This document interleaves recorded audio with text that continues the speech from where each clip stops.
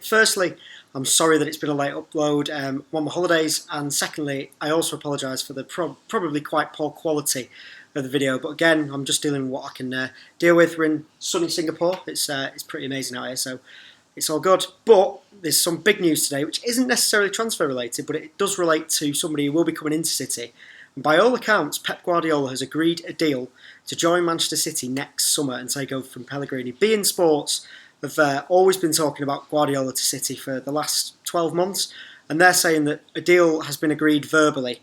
Funnily enough, Bayern Munich haven't dismissed the idea completely, which is quite an interesting twist on it, really, because you'd expect them to come out and say, no, he's staying, but they haven't denied it. All the English papers have now got on the back of this, all saying that a deal has been agreed in principle. So we'll have to wait and see how that works. A lot of you have been commenting on social media saying, oh, but this is really bad for Pellegrini. Pellegrini is leaving City next summer, regardless. It doesn't matter if he wins the treble. He said he's going to stick out his 3-year contract, but not beyond that. And fair play to him. He's not getting any younger, as we know. And if apparently he wants to go back to Chile. So I don't think it makes any difference. Pellegrini does not need an incentive. Just because Guardiola's coming in, it doesn't mean he's just going to give up or the players are going to give up on him. Absolutely no chance. There's no worries there, but it's great news, I think, if Guardiola is going to come into City next year. He's a manager I've always wanted to see at City, and it can only be a good thing, really. But let us know what you think in the comments below. Getting on to transfers, we have one confirmed transfer going out. That's Stefan Jovetic. We've talked about him for a lot of the summer, saying that he's expected to go to one of the Milan clubs, and surprise, surprise, he's joining Roberto Mancini at Inter. Subject to a medical, which will be interesting with his fitness record. But good luck to him. I mean, it's not worked out over in England at all. We were all really excited when he signed for City, but it's just not worked out at all.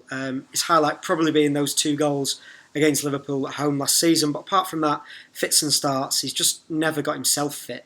So £14 million all in all, it's a pretty good deal all round. And good luck to him.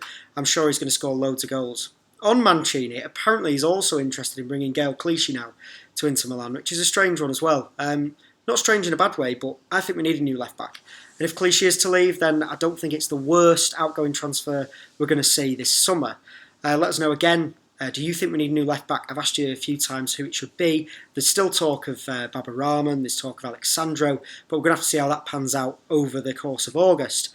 Kevin De Bruyne, here's the update. We don't have any updates on Pogba, we haven't for a while, and I don't think we will for a while. But Kevin De Bruyne has this weekend been voted Bundesliga Player of the Year last year, beating Arjen Robben to the title. Wolfsburg are saying that still no bids. They've received no bids for Kevin De Bruyne from any club.